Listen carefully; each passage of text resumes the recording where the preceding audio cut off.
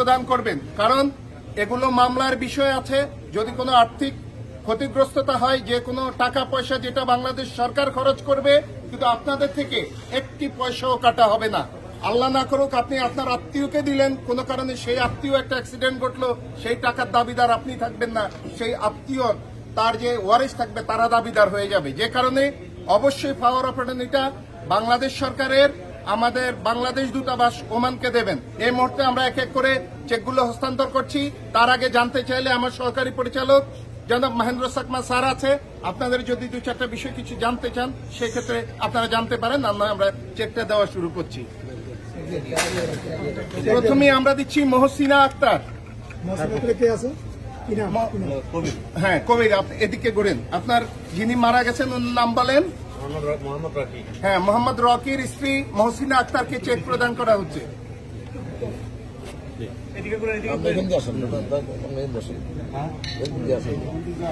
তারপরে লাবণী জি, উনার নাম বলেন যিনি মারা গেছেন? মোহাম্মদ জুয়েল। আপনি উনার কি হন? আমি ওনার জ্যাঠা। আচ্ছা, ধন্যবাদ। এখন মোহাম্মদ জুয়েলের স্ত্রীর নামে 35,000 টাকা চেক। মুন্নি বেগম, মুন্নি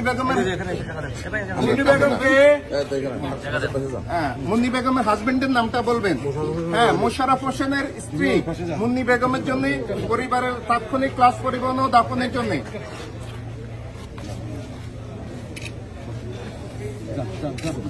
হোসনি আরা বেগম, হ্যাঁ নাম বলেন যিনি মারা গেছেন?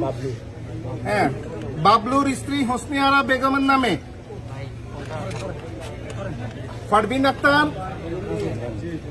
ফারবিন আক্তারের চেকটাকে গ্রহণ করবেন? জি, ফারবিন আক্তার যিনি মারা গেছেন ওনার নাম আমিন।